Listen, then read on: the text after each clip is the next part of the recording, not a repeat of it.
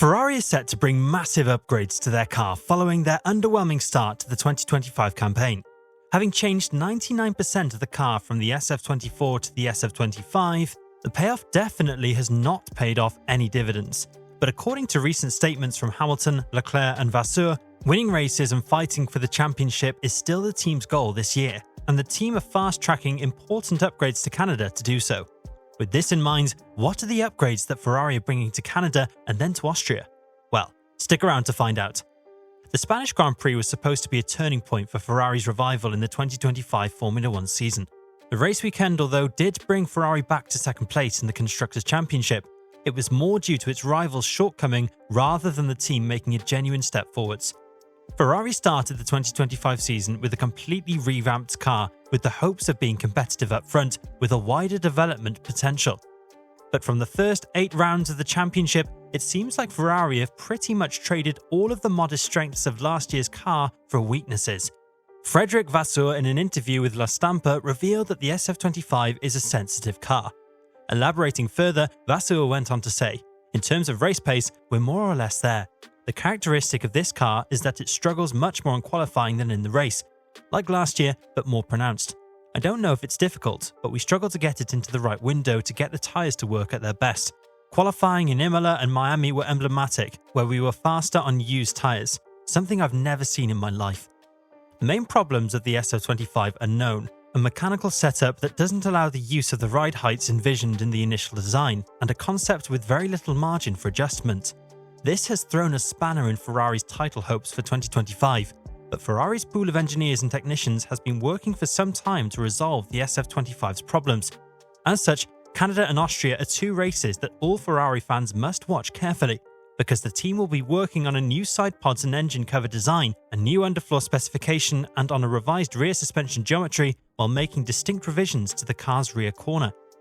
This suspension upgrade has been a big talking point for about the past month, that Ferrari is planning to roll this major update over the next 3 races. But plans in Maranello seem to have changed because pretty reliable sources close to Ferrari are reporting on the team fast-tracking this part to Canada or Australia. This suspension update, along with other things, is going to be critical in unlocking the said untapped potential of the SF-25. This rear suspension upgrade is designed to fix some serious handling issues of the SF-25, which is primarily caused by the car's lazy rear end, which is why we have not yet seen the car's true potential. Out of the top 4 teams, Ferrari are the only ones still stuck with the pull rod's rear suspension system, while the other 3 teams, being McLaren, Mercedes and Red Bull, all are using push rods instead. But for the SF-25, Ferrari did overhaul its front suspension from push rods to pull rods, but it has not yet yielded the performance improvements the team actually expected, but most of its problems are coming from the car's lazy rear end.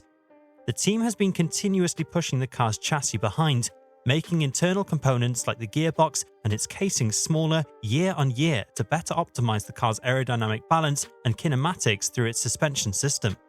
According to Formula Uno, this suspension upgrade would be Ferrari actually repositioning the suspension wishbone linkages by at least 20mm and also reworking the wishbone's aerodynamic profile. The current SF-25's rear suspension was designed to run smoother. Therefore, the underfloor's tendency to overwork increases, hence the crazy bottoming and the excessive plank wear we have seen from the SF-25.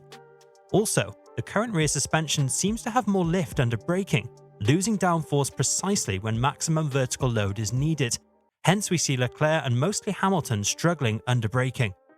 But with the revised rear suspension, according to close sources to Ferrari, the repositioning of the wishbone linkages should increase the suspension system's overall stiffness and will also increase the car's anti-lift. The increased suspension stiffness will result in the floor having a hard time overworking despite generating more downforce exponentially, which should prevent excessive plank wear while running the car closer to the ground, which should strengthen the SF-25's rear end stability. Also, the added anti-lift should prevent the car's lift motion under braking. Hence, both Hamilton and Leclerc will have more rear load and confidence to brake late and deep. A crucial change Ferrari will be making concurrently to the upgraded rear suspension is the reported changes to the car's rear corner, specifically working on the car's brake ducts and the brake cooling system themselves. The Ferrari SF-25 compared to the McLaren MCL-39 does struggle to keep its rear tyre temperatures in its optimal window, which is a deficit in qualifying and in the race especially where the tyre degradation on heavy fuel is linked to tyre temperature control. The changes Ferrari reportedly are making will be a complete makeover to the car's rear brake systems, which will enhance the cooling efficiency and effectiveness on the rear tyres, hence improving the car's tyre degradation massively, giving a boost in race pace while also aiding in improving qualifying performance. Ferrari is also having other parts coming, which includes a revamped underfloor, revised side pods and engine cover specs. The revised floor will have substantial changes being made to the tunnel design and to the diffuser design, which will focus on generating consistent downforce with minimal losses to make good use of the revised rear suspension's improved kinematics. The floor edge will be revised to produce a strong edge seal, while the floor fence will see minimal revisions to accommodate the fluid flow from the recently revised front wing. Sources also talk about Ferrari dwelling into the side pods and the engine cover, making appropriate revisions to accommodate the revised rear suspension and revamped underfloor specifications.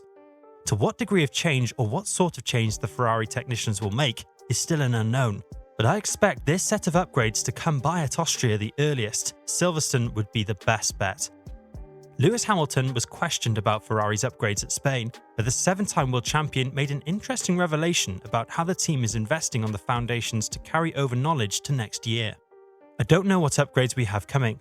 We haven't had an upgrade for quite some time. We'll keep pushing with what we have, but before too soon, I'll be just saying focus on next year.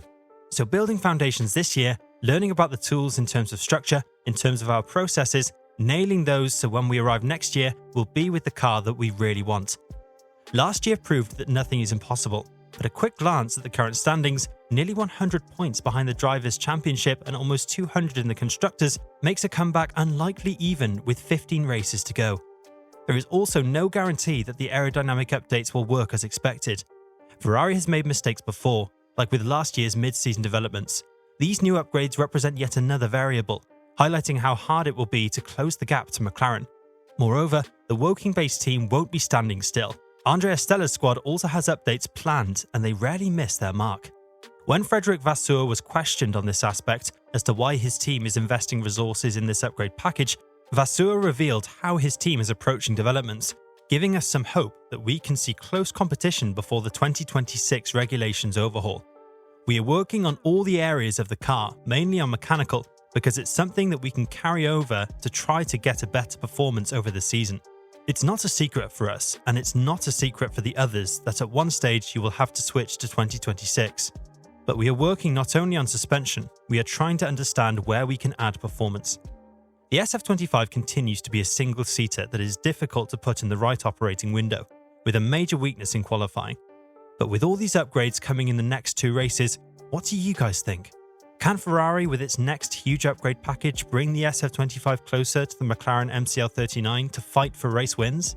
I am very much into your thoughts and perspectives in the comment section down below. And on your way down, don't forget to subscribe to the channel to get notified of our future uploads and to keep yourselves up to date about the 2025 Formula 1 season.